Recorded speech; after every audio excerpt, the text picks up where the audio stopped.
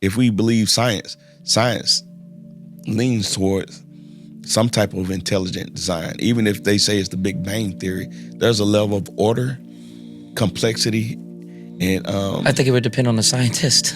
well, we're reasoning right here because we have the ability to say like, hey, we need to come to a consensus or some understanding. We're reasoning. That's complex. It's not just some random thought, and if not, why are we even doing it? That's assuming there is a why and assuming that we are created in like the image. So you don't think this could be like evolutionary, like biological responses? Like I need to, maybe I should be nice to people because that's how you maintain a community, and you need a community in order to stay safe. But somebody wants to come in and say, in the beginning, God created the heaven and earth, and then just go on to the next verse, and that's be all in all, and don't challenge me on it, because if you challenge me, you challenge my faith, and you're making me think beyond what I'm even willing to. 100%. And I think that's what happens with religion. What's going on, and welcome to another episode of the Agnostic Bible Study. I'm your host, Joe Teal, and today's going to be a special Thursday episode. I have a guest. Shout out to Gerard Ware. He is the creator and host on the Floor is Yours podcast. Be sure to go check that out. So today we start this off with him giving his reasons why he thinks other belief systems deserve the same amount of scrutiny that Christianity does. And that leads us into conversations about science, creation, evolution, philosophy, and of course, religion. Is there a God? If there is a God, is that God personal? Definitely some big questions and topics ahead of us. So without further ado, I hope you enjoy the conversation I had with my friend, Gerard Ware. Let's get into it. What's going on? What's up, Joe, man? Hey, glad to be back here. Oh, with you, yeah, man. Always a pleasure. We kind of had an exchange the other day on the internet. That's fun. Like, I like that type of stuff. Yeah, so some people look at it as like they arguing. I'm like, no. It's not an argument, No, man. It's I'm a chilling. respectful exchange. Where, Definitely. So I figured we could start. And first of all, I just kind of let you share like some of your concerns from like what you were seeing from me at that moment maybe, or is it a pattern or what are you thinking? Yeah, so it's really not you per se as it is just a common disconnect with different belief systems. And one being that most people wouldn't think, and forgive me if I'm mischaracterizing your stance, but most people wouldn't, you're agnostic more than atheists. Right, yeah, which I would say that I think that with my tiny little human head, I think I may struggle more on these big cosmic like processes. Like I don't think, like, not that I don't know for sure that I can't know, but like at this point with what I've researched and what I've learned, I haven't came to the conclusion. Yeah. And so it's not that I'm done searching, but like I'm still actively searching like every day, like harder than most people. Yeah. But I don't, at this point, I don't know and haven't been convinced. Okay, and that's fair. And I think sometimes we try to put people in a box and say you're here or there. Right. It's not always the case, and it doesn't allow for your journey as you develop and try to figure out and learn more. I think even with that, though, I think the disconnect is that deserves a level of scrutiny to a certain degree. Sure. And sometimes we'll focus on, and that was, so the question was, do you give other belief systems the same scrutiny? And what I've seen, and not necessarily you, the reason why I asked that is because people will present Christianity as the sole belief system that claims exclusivity. Like, we are the one right religion and no other belief system. Islam for sure is doing the same thing. Islam, Hinduism. Or is Hinduism they have exclusive? It's different, but they do have some exclusive. A couple of exclusive claims. But they're core and foundational to their beliefs. Right. So, and everything, builds do off they of have it. some more leeway and leniency and other things? Absolutely. But all belief systems have at least one. And even a non-believer or agnostic or atheist, there are some worldviews that they have that should be given the same level of scrutiny. Like you have to, in our first episode that we had on the Old Testament, on the New Testament, you came on my podcast. Right. we talked about, some like, hey, let's talk about even, is there a God or not a God? Like there has to be, in my mind, that level of scrutiny for people that don't believe or are waiting to develop more understanding. Because there's some foundational things there about just from science. If we believe science leans towards some type of intelligent design. Even if they say it's the Big Bang Theory, there's a level of order, complexity, and I think it would depend on the scientist. well, I think you will have to, if you unpack or challenge that science, he's going to come to a roadblock, a hurdle that he can't pass. Eventually, you go far enough back to say why is, like, even if it is something small, why did it turn into something? Yeah, not just why didn't it turn into something? It's the complexity of it. Right. And it's the order, and Yeah. it's the discipline. Like, it's not just that we have a earth. We have an earth that rotates, and it has an atmosphere, and it preserves life, and there's order and like detailed and complexity that says, like, you know what? If it was off by a millimeter of an inch, or, I know that ain't the right way to phrase it, but it wouldn't be able to not only because technically create we are life, expanding. but yes, but so science has said that though. Yeah. So that's been known, but they know enough about it to know, like, there was a time that there was nothing, right, and it came into something. So that there was a time there was no matter, no space, and no time. So how did all of that come into existence? This is science saying that there was a time that there was no. I don't know how you'd prove that there was no matter. Well, so if you think that if it's expanding, it was a time that everything was here. Yeah, that'd be matter though. Huh? Wouldn't that be matter though, the first little pin? It came into existence. Right. So that's what science will say. Yeah. That even atheists, non-believers say, like, there was a time that there was nothing, and then it came into something. So how did that come into, for instance, if you put, our DNA and our genes and all that, like, there's like this complex code that makes up our being. So obviously, if you saw a piece of paper, well, here's a piece of paper here, and it says love more. You know that just didn't happen to show up. Some letters fell out of the sky and fell in order and created this message. Yeah, like a monkey on a typewriter. Yeah. Your guys talked about that on one of your posts one time. Oh yeah. Said if a monkey types enough, oh yeah, that is going to eventually come with a message, which could be true, but what's the likelihood of that? And then how complex is that message? Is that monkey just saying me? Yeah. Or is he saying I can eat and I want something to eat, and I, not just that, starting family, feelings, emotions, reasoning, all that stuff that comes by. So when we see that level of complexity, right, we know that somebody put that message there. Yeah, which I'm not opposed to that. Yeah. So who is that somebody? I think that's where me and you separate. But maybe we don't, because here's the thing.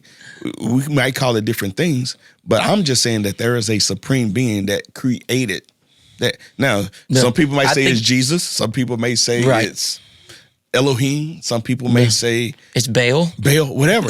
But I think the commonality is that somebody out that was with supreme ability, power, understanding, and that's personable, created all this, because we're reasoning right here, because we have the ability to say, like, hey, we need to come to a consensus or some understanding. We're reasoning.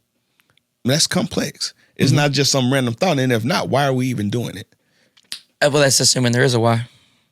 That's assuming there is a why, and assuming that we are created in, like, the image, which would. So the fact that you even asked that, I think it demands a level where I have to admit at least that is, because if I'm only assuming that it is, now I'm assuming that there's the possibility or that it is or it's not. That by itself, if it's not or if it is, like, that's so complex. It's not just some random thought. Now you're wanting and you're searching for truth and understanding. If there is no truth and understanding, what are you even doing? And why are you even doing it? I mean, that's still assuming that that's what's supposed to happen. But why are we even having the conversation? Because what's interesting to us. But why is it interesting? Because I think we all are. I mean, obviously, we're all searching, right? Yeah. You know what I'm saying? That's the personal that was not there. We didn't just create a light switch that turns light on.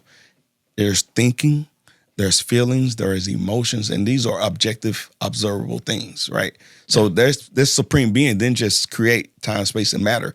He created time, space, and matter in people that can think, love, hurt, harm, grow, improve, and even come to a consensus of right and wrong. So now my thing is, if that's there, this has to be a being that's intelligent, because it's not just you doing that and I'm not doing it.